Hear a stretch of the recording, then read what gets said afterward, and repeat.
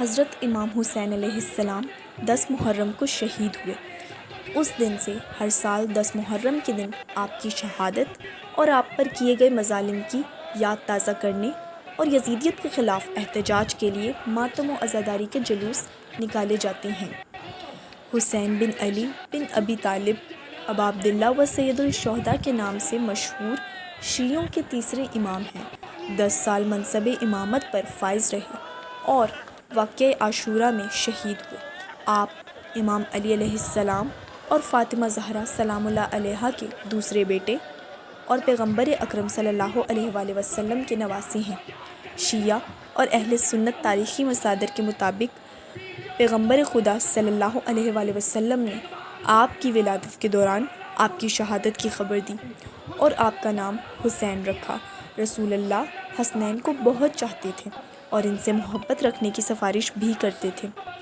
امام حسین علیہ السلام احباب کسا میں سے ہیں، مباہلہ میں بھی حاضر تھے اور اہل بیت پیغمبر میں سے ایک بھی ہیں جن کی شان میں آیت تطہیر نازل ہوئی۔ امام حسین علیہ السلام کی فضیلت میں آن حضرت صلی اللہ علیہ وآلہ وسلم سے بہت ساری روایات بھی نقل ہوئی ہیں۔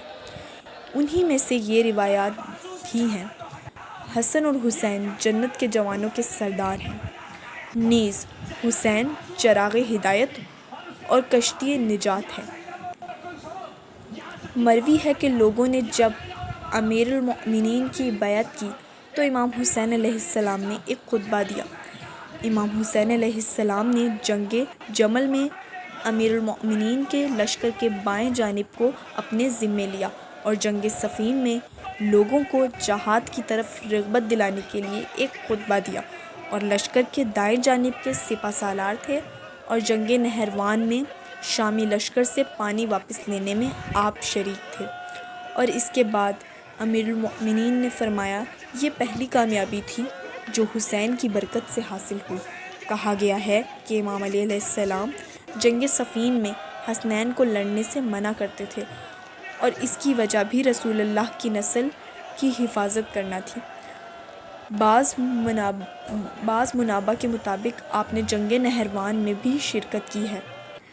امام علی علیہ السلام کی شہادت کے دوران امام حسین علیہ السلام آپ کے پاس تھے اور تجہیز و تکفین اور تدفین میں شریک تھے۔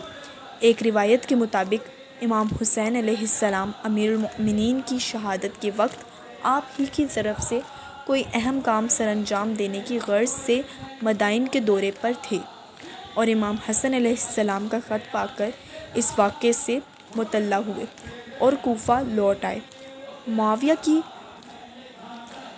کے مرنے کے بعد امام حسین علیہ السلام نے یزید کی بیعت کو شریعت کے خلاف قرار دیا اور بیعت نہ کرنے پر یزید کی طرف سے قتل کی دھمکی ملنے پر 27 رجب 60 ہجری کو مدینے سے مکہ گئے۔ مکہ میں 4 مہینے رہے اور اس دوران کوفہ والوں کی طرف سے حکومت سنبھالنے کے لیے لکھے گئے متعدد خطوط کی وجہ سے مسلم بن عقیل کو ان کی طرف بھیجا اور مسلم بن عقیل کی طرف سے کوفہ والوں کی تائید کے بعد 8 ذی الحج کو کوفہ والوں کی بے وفائی اور مسلم کی شہادت کی خبر حضرت مسلم علیہ السلام کی شہادت کی خبر سننے سے پہلے کوفہ کی جانب روانہ ہوئے۔ جب کوفہ کے گورنر ابن زیاد کو امام حسین علیہ السلام کے سفر کی خبر ملی تو ایک فوج ان کی جانب بھیجی اور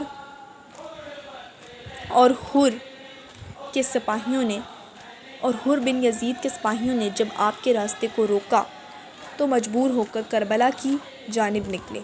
عاشوراء کے دن امام حسین علیہ السلام اور عمر بن سعد کی فوج کے درمیان جنگ چھڑ گئی، جس میں امام حسین علیہ السلام سمیت تقریباً آپ کے اصحاب و انصار میں سے 72 آدمی شہید ہوئے اور شہادت کے بعد امام سجاد علیہ السلام جو اس وقت بیمار تھے سمیت خواتین اور بچوں کو اسیر کر کے کوفہ اور شام لے گئے۔